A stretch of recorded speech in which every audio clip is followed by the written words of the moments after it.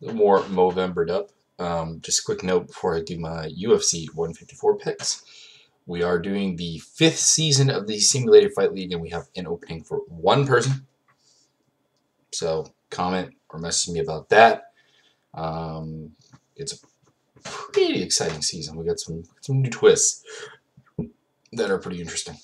Onwards to the fights. Darren Elkin, Steven Seiler. I like Super Steve. I really do. He's an exciting fighter. He's pretty well rounded. He's got heart. He's underdog, being a guy who has lost 9 times. The problem is he's facing a guy like Elkins who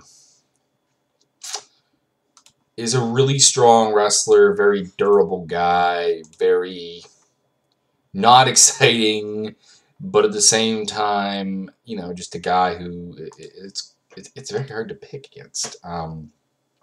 Except against a guy he can't take down. And I don't think Steven Seiler is that guy. If this fight gets finished, rest assured, it will be by Seiler. But I see Elkins taking him down some more, and grinding his way to a decision. Ivan Menjivar versus Azamet Gashimov. Gashimov is... I really had no idea who this guy was when he popped up on the UFC's roster. Looked up a couple fights. Still have no idea if he's any good. He's fighting guys who I've never heard of. I don't know what they're supposed to be. And beyond the paper, watching them fight was just weak. He comes from a country that hasn't produced much in the way of lower weight classes in general in Russia. That includes boxing as well as MMA. Mostly it's a heavyweight country. The general populace, I suppose, is heavier. The Slavic bone structure is relatively thick in the bones. And as a result, they tend to be heavier people. I got to go with Menjivar. First round stoppage, because that's what Menjivar does. He either stops you in the first round or he goes a decision with you. That's basically it. And without knowing scrag all about Gashimov, I really can't pick him. John McGuire and Matt Riddle. Tough fight to call, and for the wrong reasons, I guess. McGuire, I think, is a more technical fighter. I believe he's got the better submission game. He's got the more technical stand-up game, but I think Riddle's faster. He has more power. And Riddle's a better wrestler. He's a fantastic wrestler who, he's not a D1 or anything, but he was kind of like Daniel Strauss in the sense that, they were both big shot high school wrestlers in states that are known for wrestling. And their, we'll call it extracurricular activities and academic abilities pretty much prevented them from going anywhere with it. I picked Riddle. I might be back on McGuire by the fight time, but I got Riddle via decision in his typical manner, really, which is probably going to fight stupid, but fighting stupid for him might actually work this time. So,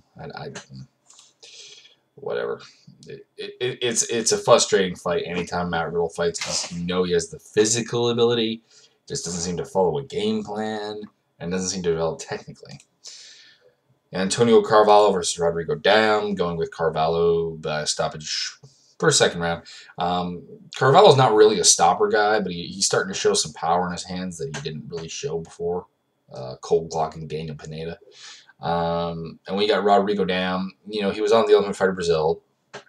He's coming down in weight class, so maybe that will help him. He's previously been bullied quite easily at 155. But we've seen Rodrigo Dam.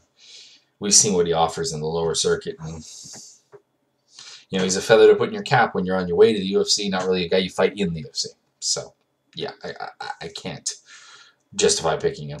Also, the way he likes to fight is grappling way, and Carvalho is a very good grappler and should be able to handle that.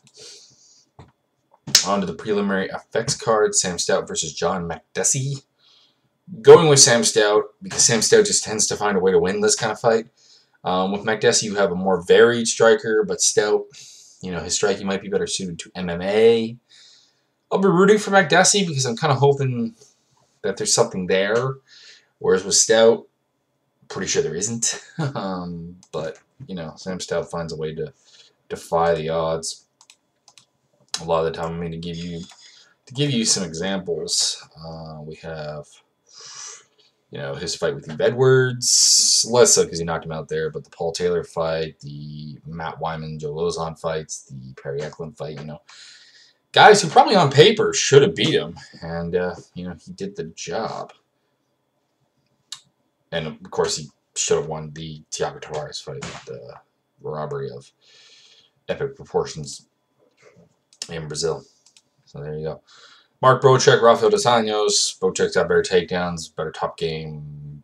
Bocek, unanimous decision. Cyril Diamante, Chad Griggs. I got Chad Griggs. I see him just taking him down, either pounding him out. Diabate, great gym guy, bad in-ring guy. Seems to be the general rule of thumb there. He had all kinds of problems with, of course, Tom DeBlas, who's a lot smaller than Griggs. And to be honest, just not as powerful. Probably more talented on a technical level, though. Anyways, yeah, Griggs stoppage for second round. Patrick Cote, Alessio Sakara. One of you has made me doubt your chin. The other has not, and that's Sakara. So I got Cote, second round stoppage.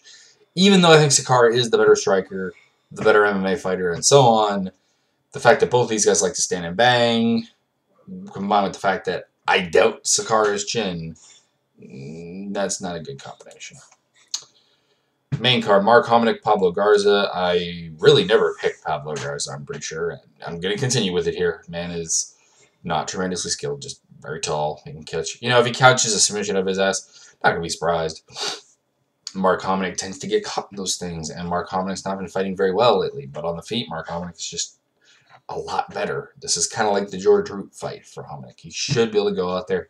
He should be able to put some combinations together. And he should be able to put Garza away in the first round. But we'll see. Nick Ring, Constantinos Philippou. Both guys coming off of wins over Court McGee recently. Philippou has fought since the McGee fight. He is coming literally off a win over Ricky Fukuda. Look for Philippou to just, you know, be better boxer, better fighter. Nick Ring probably, maybe should have beaten Court McGee. Nah, probably not. I scored a draw person. I thought Ring did enough in rounds 1 and 2 to get those rounds 10-9, and then got killed by Court in the third round, 10-8. You know, Ring's got the hometown crowd advantage to a certain extent. I mean, he's from Western Canada and not Montreal, which some of my viewership doesn't seem to particularly understand, because I mean, I remember, and this was a long time ago, this was the GSP Sarah card. People were debating about, Jason Day was fired up by the hometown crowd when he beat Alan Belcher. It's like, Alan Belcher is from Louisiana. He's, you know, in Montreal, for one, he's probably closer to home than Jason Day, who's from Calgary is, and two is, you know, a similar culture. Not to say that Quebecois and Cajun culture is the same, but French-inspired. We'll put it that way. And, you know, there's that. And in this case, I mean, if you're from northeastern states, you have a much shorter trip to Montreal. Montreal's often quite hostile to English-speaking Canadians. But, you know, maybe that'll get Ring something. He does seem to feed off the crowd a little bit, but I don't see how he wins this fight. I don't see him being able to get Philippou down, and I don't see him being able to strike with Philippou. I see him, you know, at best making a decision. I'm going to call it decision. Francis Carmo, Tom Lawler. Francis Carmo fights pretty much to the level of the competition, which makes almost every fight he's in hard to predict. I'm going with him here, though. I like filthy Tom Lawler, but I think that at times he's not dedicated enough to fighting, which is shown because every time he goes up against someone with a solid wrestling background, but basically the exception of C.B. Dalloway, he loses. And while Carmo's background isn't particularly per se wrestling, he's learning it. He's training with TriStar Gym. This is pretty hometown for him. This is the most hometown fighter on the card outside of GSP, despite the fact that he's not actually Canadian.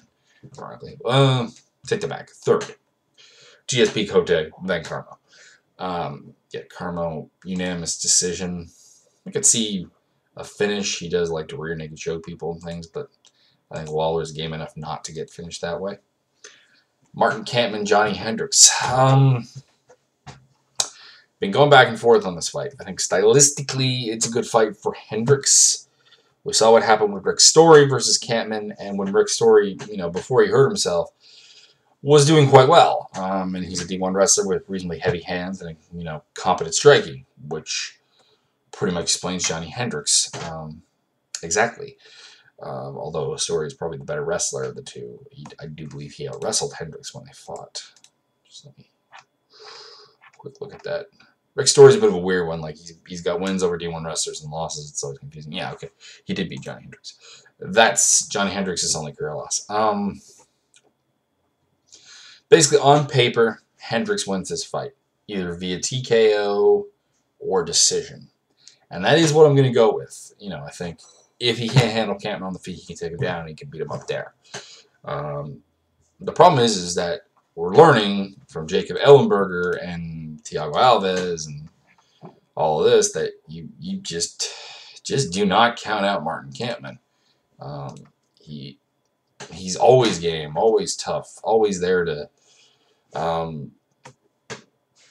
make a comeback happen. But I'm going to go with Johnny Hendricks and watch as Martin Kampmann pulls off another ace out of his sleeve. GSP Condit. Going with GSP. There's no way for me not to, really, as presuming that knee is good and with the off time that GSP's had and the fact that he's had a long time to prepare for this fight. Ring rush shouldn't be the issue. It is when you get a lower card fighter who, comes off knee surgery. Condit is quite easy to take down if you have a game plan. He is dangerous from bottom, but I don't see him being dangerous enough to catch the GSP. On the feet, while I see Condit as a better striker, we know that GSP is very quick, very athletic, and in his own right, pretty good striker. And another thing about, Condit on the feet is defensively he's open to stuff. He could employ a game plan like he did against Nick Diaz. The only thing I think is the problem is, well, GSP is not Nick Diaz, and we'll have a plan B, a plan C. If things aren't working, he'll change it up. Whereas Nick Diaz doesn't have that mindset, really. His game is, I'm going to call you a bitch, and you're going to play my game. And that's about it. It's unfortunately the case with both Diaz brothers, although Nate is kind of managing to pick up some skills that allow him to do some things if you're not going to fight this fight. Yeah, but in the end, GSP, unanimous decision. I don't see him finishing him because Carlos Condit is a tough bastard. But, yeah, I see GSP. And the hometown crowd. I mean, it just tells us almost has that storybook ending.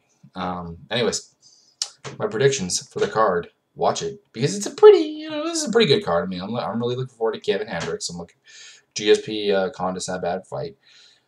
Nick Ring Philippou. I don't see how Nick Ring can win, but it'll be a decent fight. Hominick should, have somebody of his come back. Kote Sakara, that's pretty decent.